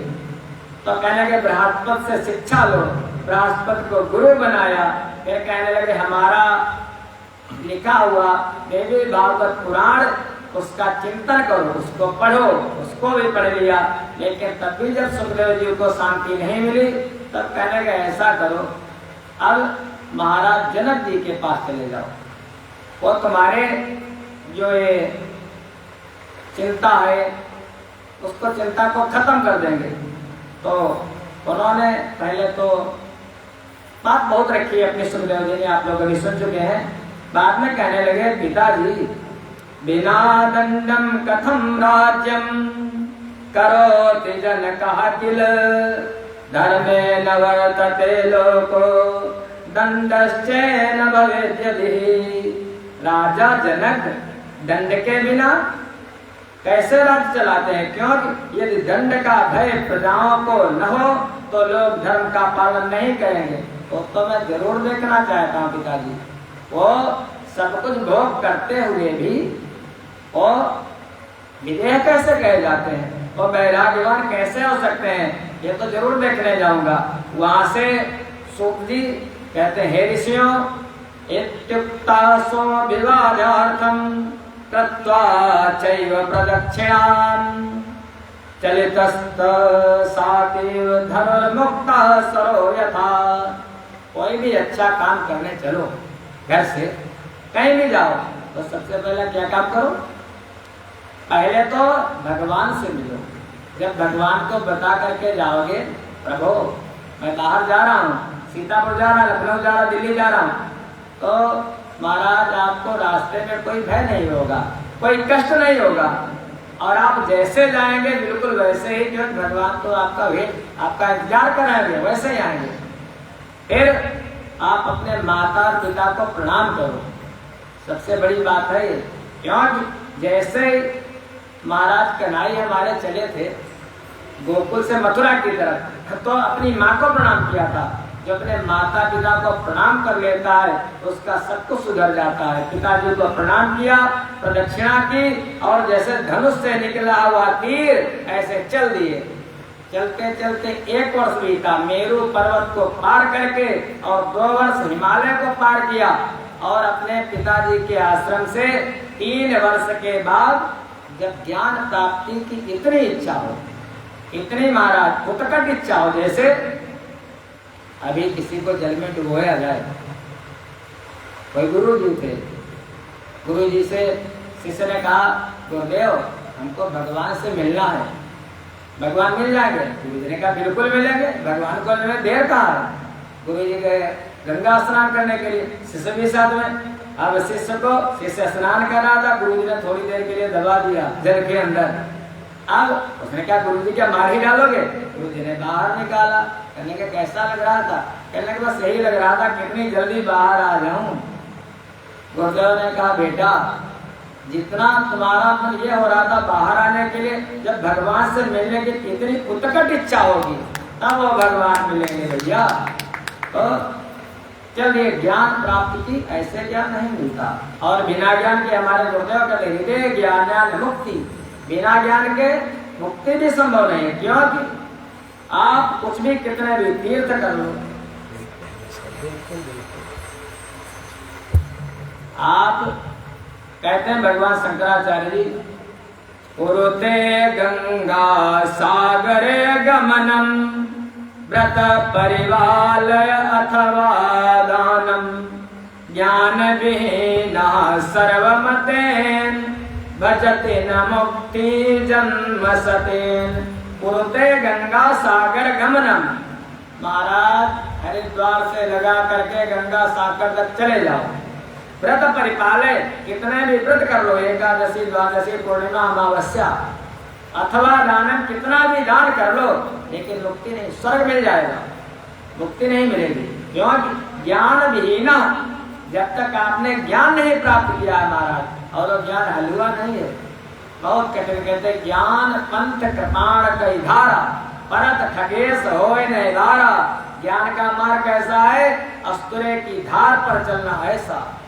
तो ज्ञान प्राप्त करने की जब ऐसे दिलासा हो महाराज, आपको बहुत अच्छे मिल जाएंगे, आपका मन प्रसन्न करने वाले बहुत मिल जाएंगे, कथा सुनाने वाले बहुत मिल जाएंगे, लेकिन ज्ञान का प्रसंग, वेदांत का प्रसंग, आपको जीते जी मुक्त कर देने का प्रसंग, तो कोई बिरला महापुरुष होगा महाराज जैसे हमारे गुरुदेव।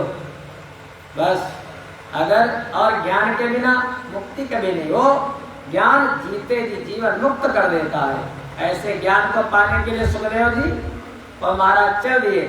3 साल का समय रास्ते में लगा, जाकर के जनक के यहाँ पहुंचे।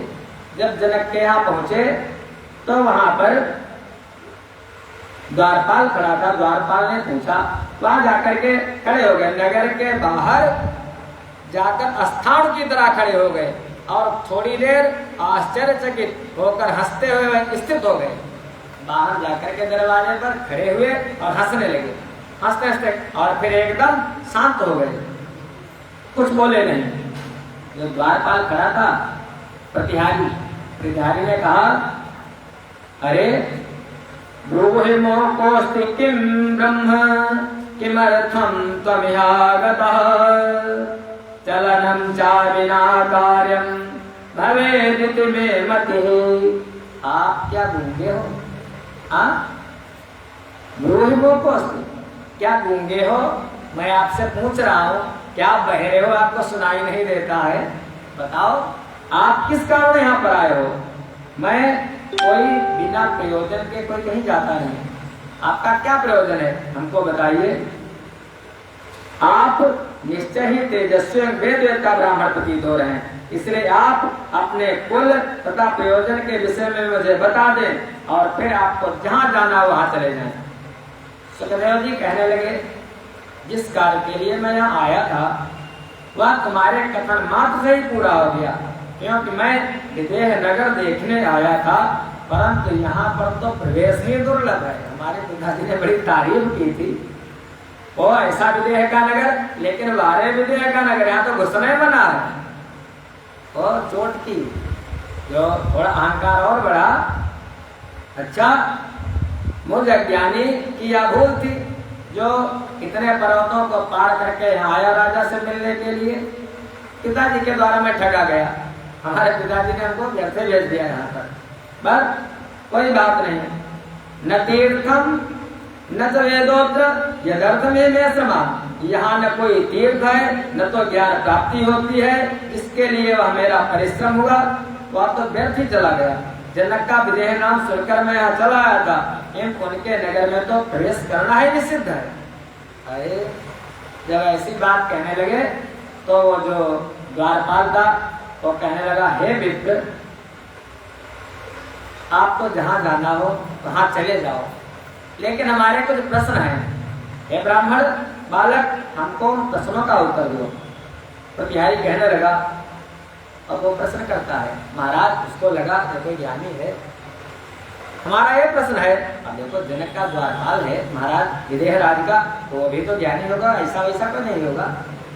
जैसे कोई पढ़ा लिखा उसका नौकर भी महाराज पढ़ा लिखा होता है, विद्वान। कहने लगा, किम सुखम द्विजम, किम सुखम द्विजम, किम दुखम, किम कार्य शुभमिच्छता, का शत्रुहित कर्ता को गृह सर्व ममाद्य वही। हे विप्र, सुख क्या है, दुख क्या है?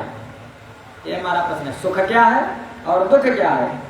कल्याण चाहने वाले पुरुष का कर्तव्य क्या है? आप लोग कल्याण चाहते नहीं, हमारा कल्याण हो। अगर कल्याण चाहते तो कर्तव्य क्या है कल्याण चाहने वाले का? फिर शत्रु कौन है और मित्र कौन है?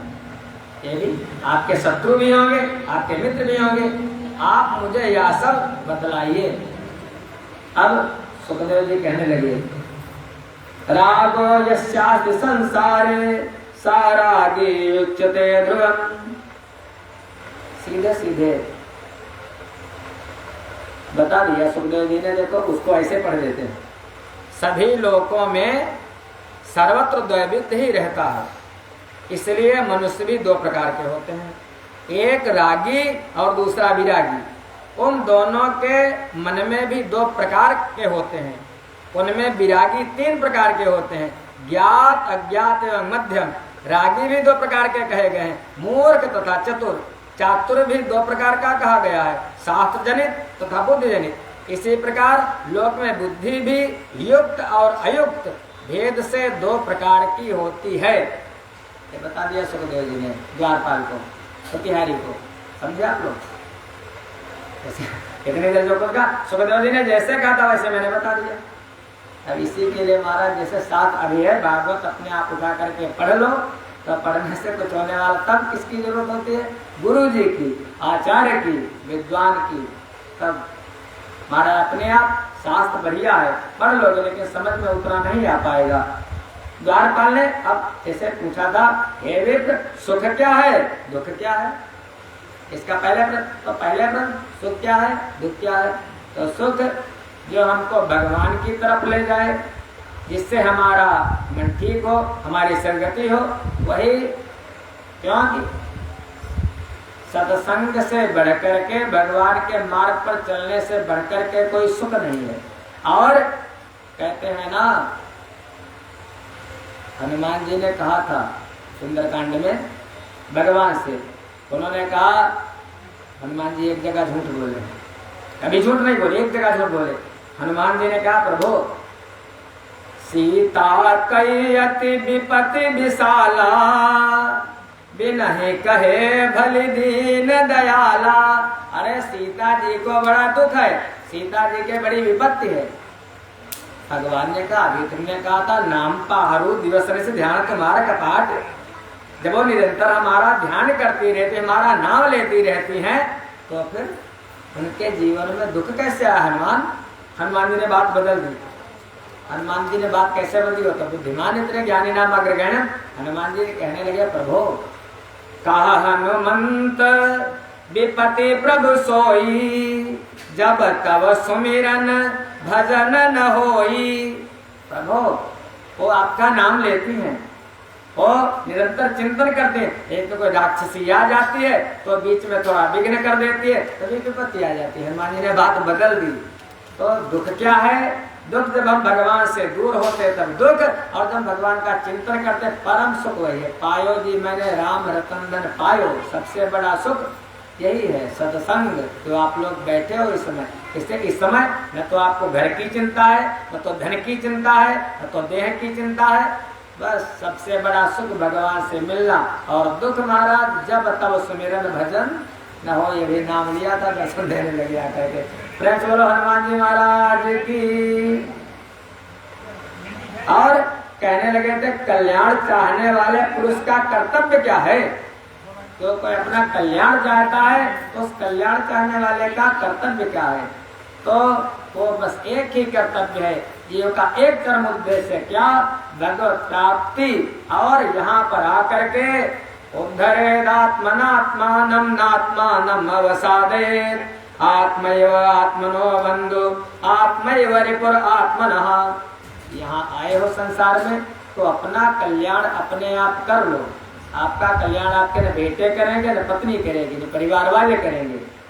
न आत्मानं अवसादेत्, अपना अवसाद मत करो जो नरक जाना पड़े। नीचे मत जाओ, ऊपर को उठो, ऊर्ध्वगामी बनो, ज्ञान को प्राप्त करो। और जो ज्ञान प्राप्त करके मुक्त हो जाता वो अपना मित्र है, और जो नहीं प्राप्त कर पाता है वो अपना शत्रु है। इसलिए कल्याण का मार्ग यही है कि भगवत चरणों की प्राप्ति। फिर कहने लगे मित्र कौन है और शत्रु कौन है।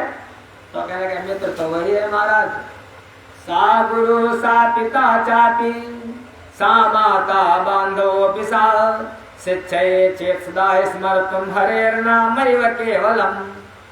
वही गुरु गुरु है, वही माता माता है, वही पिता पिता है, जो भगवान के मार्ग पर आपको ले जाता है। मित्र सच्चा वही है, मित्रं धर्मे नियोजयत्, जो आपको धर्म की ओर लेकर के जाए वही मित्र है। और जो आपको पाप की ओर लेकर के जाए वही आपका शत्रु है। उससे बढ़कर के कोई शत्रु नहीं है। ऐसा उत्तर दिया। द्वारपाल ने कहा ठीक है आप जाओ महाराज। वहां से चले। सूजी कहने लगे तत्सूत्रावचनं तस्य मत्वा तं ज्ञानिनं द्विजं छत्ता प्रवेशयामास कक्षां चाति मनोहरम्। प्रतिहारी साथ में ले गया। एक बहुत सुंदर भवन बना था, वहीं पर ले जा करके सुखदेव जी को बिठा दिया। बढ़िया महाराज ड्राइंग रूम, बढ़िया बढ़िया गद्दे। अभी तो खड़े थे धूप में, 3 दिनों तक बाहर खड़े रहे बिचर, तब भी उनको कोई सुख दुख नहीं हुआ। और जब अंदर बढ़िया सा मिल गया तो तब भी कोई सुख दुख नहीं हुआ। जो वैरागी लोग तो उनको अब महाराज चाहे बढ़िया सा खिला दो और चाहे खराब खिला दो, चाहे सुख दे दो चाहे दुख दे दो, उनके जीवन में कभी महाराज हर समय शांति रहते, वे शांत नहीं होते। वहां पर बहुत सी स्त्रियां आई, बहुत से अच्छे अच्छे। सायुवारूपकांतो मृदुभासी मनोरमा दृष्ट्वा सा मोमो सर्वास चाकामाभिवावरम। अच्छे अच्छे सुंदरिया सेवा करने के लिए आई सुखदेव जी की, हर प्रकार से सेवा की जो कुछ। लेकिन उनके मन में जरा सा भी विकार नहीं आया। जितेंद्रिय मुनिम मत्वा सर्वा परे चरण सदा। मनि को जितेंद्रिय जानकर, श्रेष्ठ जानकर वे सब उनकी परिचर्या करने लगे। अरण्य नंदन शुद्धात्मा सुखदेव जी ने उन्हें माता के समान समझा। ऐसे महाराज जरा सा भी उनके मन में विकार नहीं आया। इस प्रकार 1 प्रहर तक ध्यान में स्थित होकर शयन करने लगे। 2 प्रहर तक शयन करके पुनः वे सुखदेव उठ गए और रात्रि के 4थे प्रहर में पुनः ध्यान में स्थित हो गए, नित्य क्रिया करने लगे। चाहे महाराज सुख मिले, चाहे दुख मिले, चाहे अच्छा मिले, चाहे खराब मिले, लेकिन वो अपने ही मस्ती में मस्त। दूसरे दिन महाराज जनक का दरबार लगा और जनक के दरबार में सुखदेव जी प्रवेश करते हैं। गत्वा नृपम सम्यक दत्ता सनम उत्तमम। महाराज जनक ने बड़े आदर के साथ उनको आसन दिया, क्योंकि ब्राह्मण बालक है। महाराज राजा आसन दे करके और उनकी विधिवत पूजा की। दूध देने वाली गौ जी, ब्राह्मण को ये होता था पहले गोधन माना जाता था, गोधन प्रदान होता था। महाराज गौ दी और बहुत कुछ धन दिया, द्रव्य दिया। सुखदेव जी ने कहा महाराज ये कुछ नहीं चाहिए, बस हम तो जिसलिए हमारे पिताजी ने यहाँ पर हमको भेजा है। महाराज मेरे पिता व्यास जी ने मुझसे कहा कि विवाह कर लो, क्योंकि सब आश्रम में गृहस्थ आश्रम ही श्रेष्ठ है। गुरु रूप पिता की आज्ञा मानकर, आज्ञा को बंधन कारक मानकर मैंने उसे स्वीकार नहीं किया। तब उन्होंने हमको समझाया कि जनक जी के पास चले जाओ, तो मैं आपके पास आया हूं। हे महाराज, हे राजेंद्र, हे अनग, मैं मोक्ष का अभिलाषी हूं, अतः जो कार्य मेरे लिए उचित हो वह बताइए। एक ब्रह्मचारी गया राजा के पास। वो है ब्रह्मचारी और महाराज जनक है राजा। ये देवी भागवत की कथा शुरुआत में क्या है, सत्संग है, कथा तो कम है। आप लोग कहते होंगे क्या महाराज, सत्संग सीधे सीधे दो विद्वानों का सत्संग जो बहुत गहन है, महाराज सुखदेव जी का और महाराज जनक का। जनक जी कहने लगे ऐसा करो हे सुखदेव, जो आप विवाह कर लो। आपके पिताजी कहते हैं तो 4 पुरुषार्थ हैं हमारे यहाँ, 4 आश्रम है, ब्रह्मचर्य, गृहस्थ, वानप्रस्थ और संन्यास। एक सीढ़ी है, सीढ़ी में 4 डंडे लगे हैं, 4 डंडे, और उन चारों डंडों पर एक पर जब आप पैर रखोगे तो दूसरे पर जब उठाओगे तो तीसरे पर। और आपने अगर क्या किया, 2 डंडे चढ़ने की कोशिश की तो या तो फिसल जाओगे या पैर टूट जाएगा। बच्चे लोग जो होते उछल करके चले जाते एक से दूसरे पर, लेकिन आप लोग अगर गड़बड़ किया तो पैर टूटा। कहने लगे गृहस्थ, ब्रह्मचर्य, गृहस्थ, वानप्रस्थ, संन्यास। जब गुरुकुल में पहले विद्यार्थी जाते थे शिक्षा पाने के लिए तो ब्रह्मचर्य में उनका जनेऊ करते थे गुरुजी, और उसके बाद विद्याध्ययन करते थे, वेद का ज्ञान प्राप्त करते थे। फिर गुरुजी कहते थे बेटा 2 मार्ग तुम्हारे सामने, एक मार्ग है श्रेय का और दूसरा है प्रेय का। अगर विद्यार्थी कहता श्रेय का मार्ग तो वो सीधे गृहस्थ में उसका विवाह नहीं करते थे, न वानप्रस्थ, ब्रह्मचर्य के बाद सीधे संन्यास दे देते थे, संन्यास की दीक्षा। अगर शिष्य कहता था गुरुजी हम गृहस्थ में जाएंगे तो फिर उसका समावर्तन करते थे, ब्रह्मचर्य के बाद गृहस्थ में और गृहस्थ के बाद वानप्रस्थ में और फिर संन्यास में। जनक जी कहने लगे बेटा, जो सीधे 2 आश्रमों को छोड़ करके कूद जाते थे, अत्यंत कूद जाना, तो उनको गिरने की थोड़ा भय रहता था। मान लिया 2 डंडे कूदे तो कहीं अगर गिर गए तो फिर ज्ञान पंथ कृपाण कई धारा। और जो डंडे डंडे चढ़ते थे तो वो पहले आप गृहस्थ रूपी किले में जा करके, ये जो गृहस्थी है ये किला है, उस किले में जाकर के काम पर, क्रोध पर, लोभ पर, मोह पर, इन पर विजय प्राप्त करो, तो गृहस्थ में सब कुछ होगा।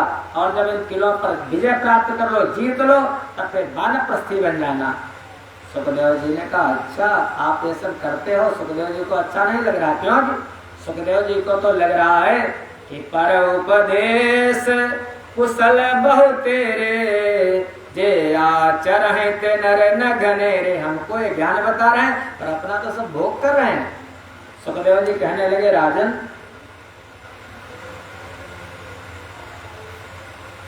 चित्त में वैराग्य और ज्ञान, विज्ञान उत्पन्न हो जाने पर अवश्य ही गृहस्थ आदि आश्रमों में रहना चाहिए अथवा वनों में।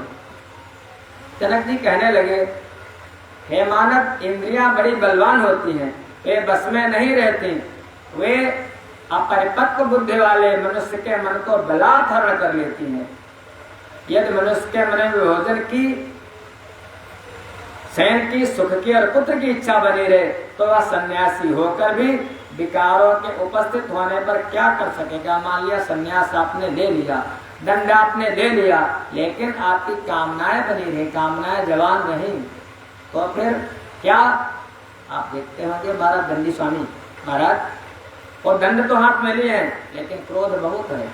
और सन्यास का मतलब काम्यानाम कर्मणाम न्यासः संन्यासा कवयो विदु, जब समस्त कामनाओं का नाश हो जाए।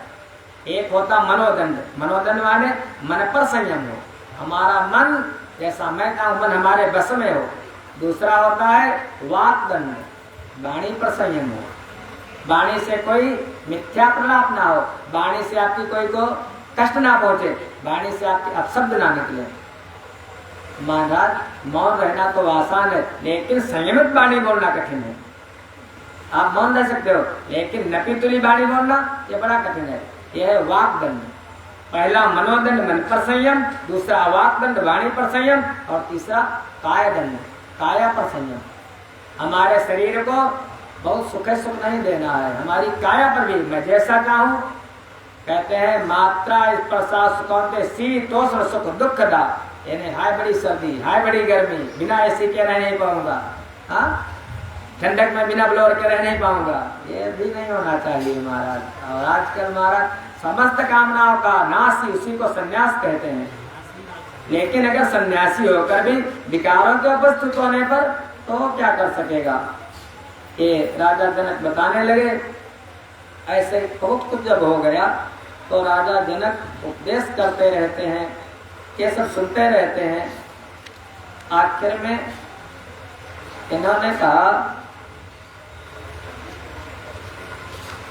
महाराज मैंने तो बहुत कुछ सुना था, आप राजा हो, आप भोजन जब करते होगे तो आपको कट तिक्त कसैला खट्टा चटपटा इसका अनुभव तो होता होगा, फिर आप विरागी कैसे। हाँ फिर जागृत स्वप्न सुसुप्तिश्च तव राजन भवन्ति, आपको जागृत स्वप्न सुसुप्ति ये अवस्थाएं भी आपको लगती होंगी, तो आप तुरीयावस्था को कैसे प्राप्त हुए। फिर राजन घोड़े रथ हाथी तथा पैदल सैनिक ये सब मेरे अधीन है और मैं इन सबका स्वामी हूँ, आपको ऐसा ही लगता होगा, तो फिर आप विजय कैसे कहे गए। अरे हे राजन, विमुक्त पुरुष तो वह कहलाता है जो मिट्टी के ढेले और स्वर्ण को समान समझता है। थोड़ा जोश है जवानी का, थोड़ा ज्ञान का भी। सुखदेव जी अपनी बात रख रहे हैं, मेरा मन घर स्त्री आदि में कभी नहीं लगता, इसलिए मैं अकेले ही निष्प्रा भाव से सदा विचरण करता रहता हूँ, यही मेरा विचार है।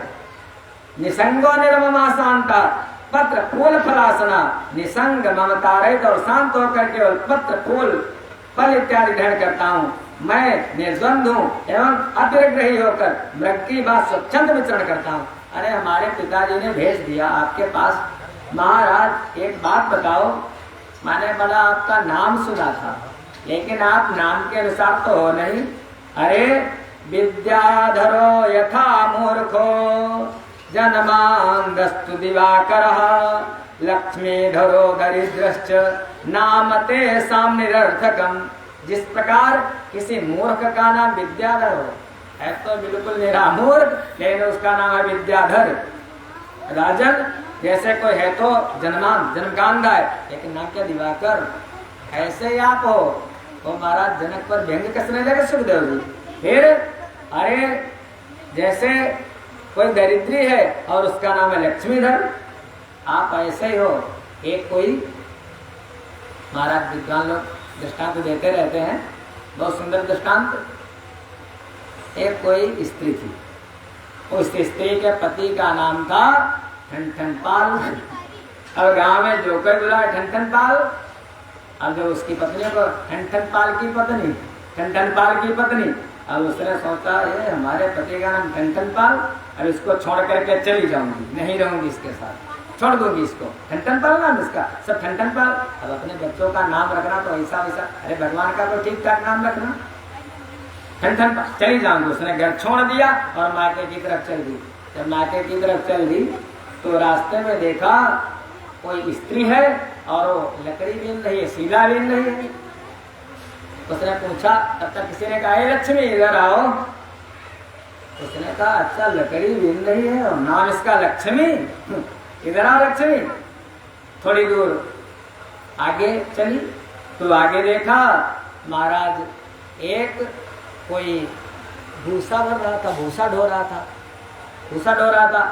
तो किसी ने कहा धनपाल भूसा को ठीक ठाक भरो, भूसा कितने में दिया। तब तक उसने कहा अच्छा धनपाल है भूसा ढो रहा है। फिर तब तक देखा आगे कोई मर गया था, उसकी महाराज शव यात्रा जा रही थी। किसी से पूछा, उसने कहा हमारे गांव के थे अमरपाल, अमरनाथ और अमरपाल, वो मर गए, उनकी शव यात्रा जा रही थी। तो उसने विचार किया स्त्री ने, अरे शीला बीनय लक्ष्मी भूस ढोवै धनपाल, अमर पाल तो मर गए, ये ते अच्छे हमारे ठन ठन पाल। हाँ, भूसा गाँव है लक्ष्मी, लकड़ी भी ने लक्ष्मी, घूस गाँव है धनपाल। अमर पाल तो मर गए, हमारे बढ़िया ठन ठन पाल। तो महाराज नाम से कुछ नहीं होता है। और सुखदेव जी कहते हैं हमें तो यही लगता था विद्याधर, और हम तुम तो ऐसा लगता है मूर्ख का नाम विद्याधर रख लिया जाए। हे नृप, आपके कुल में पहले एक राजा निमि हुए, और एक बार वशिष्ठ मुनि यज्ञ करने के लिए गए थे, आमंत्रित किया था महाराज निमि ने, लेकिन तब तक एक आ गया निमंत्रण ऊपर से, इंद्र यज्ञ करने जा रहे हैं। जैसे भी महाराज जी बता रहे बहुत बड़ी कथा होने वाली है। तो अब छोटी कथा कौन करेगा, जब बड़े यजमान मिले महाराज तो छोटा यज्ञ कौन करवाएगा, अरे बड़ा वाला यजमान वहां चलेंगे। वशिष्ठ ने कहा बाद में करा देंगे।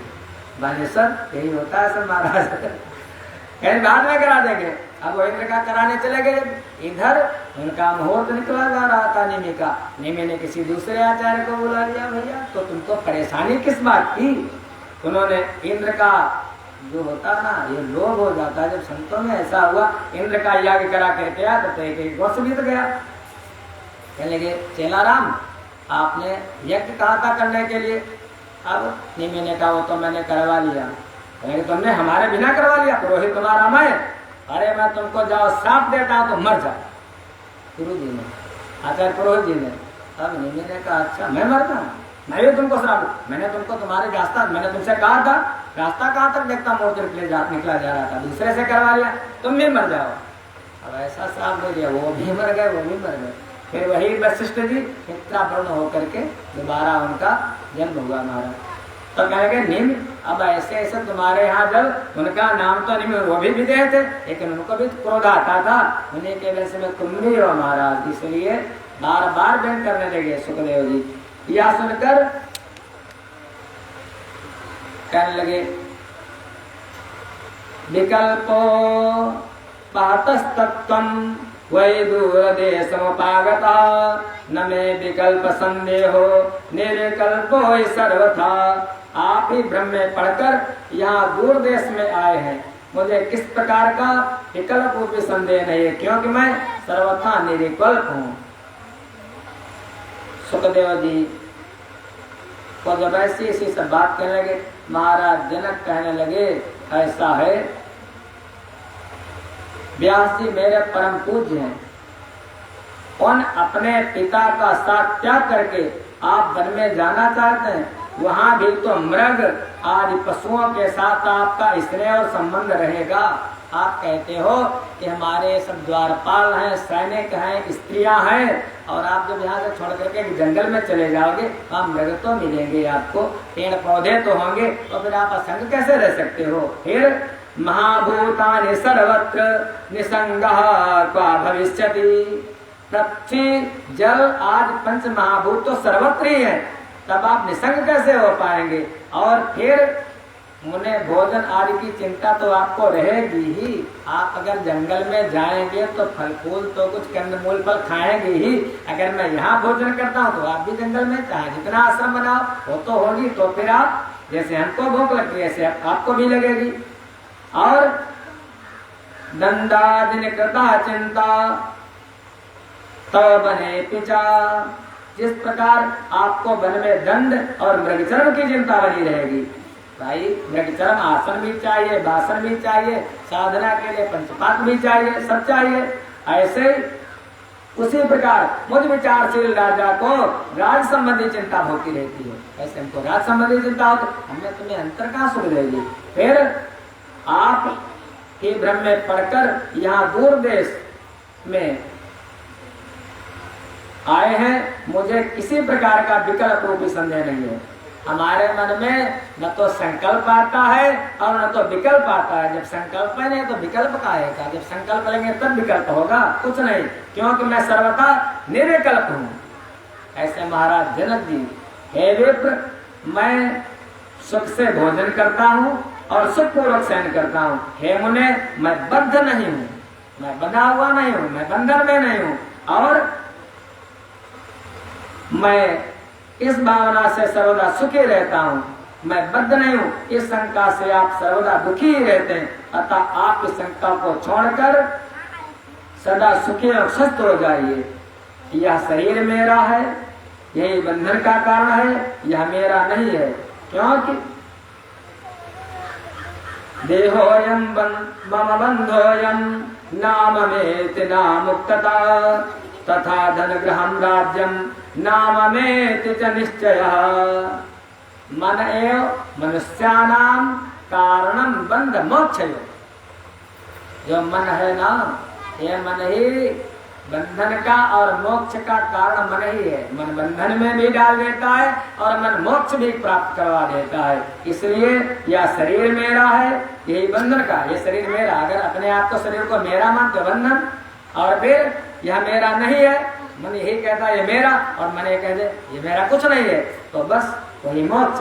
ऐसा निश्चय ही मुक्ति है। यह ग्रह संपत्ति राज्य मेरा नहीं है, ऐसा दृढ़ निश्चय ही मोक्ष का कारण है। महाराज जनक की बात सुनकर सुखदेव जी प्रसन्न हो गए और उनसे आज्ञा लेकर व्यास जी के उत्तम आश्रम के लिए पुनः चल पड़े। सुखदेव जी ने विदेहराज को महाराज ऐसे समझो कि गुरु रूप में मान लिया और वहां से चल पड़े। आए, आकर के पितृणाम सुभगा कन्या पीवरी नाम सुंदरी सुकश्चकार पत्नी ताम योग मार्ग में स्थितोसी। योग मार्ग में स्थित रहते सुखदेव जी ने पितरों की एक कन्या जिसका नाम पीवरी, पीवरी के साथ विवाह किया। सुखदेव जी के 4 पुत्र हुए। कौन? महाराज गौरप्रभ, भूरि, देवसुत नामक 4 पुत्र हुए। कीर्ति नाम की एक कन्या हुई, उसका विवाह कर दिया विभ्राज के पुत्र के साथ। अणु के साथ विवाह करके सुखदेव जी अपने पुत्रों को राज्य दे दिया और राज्य दे करके फिर बद्रिकाश्रम चले गए। वहां नारद जी के कृपा से प्रातः मायाबीज, वाग्बीज है और मायाबीज ह्रीम, उसी का जप करते करते महाराज वो मुक्त हो गए। बिल्कुल अणु के जैसा उनका शरीर हो गया और आकाश मार्ग में वो उड़ गए। तब तक व्यास जी पीछे से पहुंच गए। हा पुत्र, हा पुत्र, भागवत जी का दूसरा श्लोक है। यम प्रवर्जन्तमनुपेतमपेत कृत्यम वैपायनो विरह कातरया जुहाव पुत्रेति तन्मयतया तरवोऽभिनेदो तम सर्वभूत हृदयं मुनिमानतोऽस्मि। हा पुत्र कहाँ हो, हा बेटे कहाँ हो? व्यास जी रोने लगे, इतनी आसक्ति। बोले बाबा, जब अब तो सुखदेव जी वहां पर पर्वतों में प्रतिध्वनि आने लगी, तब तक जब सुखदेव नहीं मिले, भोले बाबा की फिर तपस्या की, क्योंकि भोले बाबा की तपस्या से तो प्राप्त हुए थे। भोले बाबा ने कहा जाओ व्यास, तुमको अपने बेटे का जहां पर तुम स्मरण करोगे वहां पर दर्शन होगा। ऐसा भोले बाबा ने वरदान दिया। सुखदेव जी तो चले गए और इधर व्यास जी पुनः वापस आ गए। उनको याद आ गई किसकी? अपनी माता जी की, व्यास जी की माता जी सत्यवती। सत्यवती वहीं पर जहाँ पर वो निषाद राज था, निषाद राज के यहाँ जहाँ पर पराशर जी मिले थे वहां पर आ गए।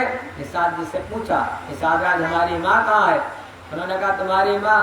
अरे वो तो राजा महाराज शांतनु के साथ उनका विवाह हो गया, वो इस समय महारानी बनी बैठी हैं।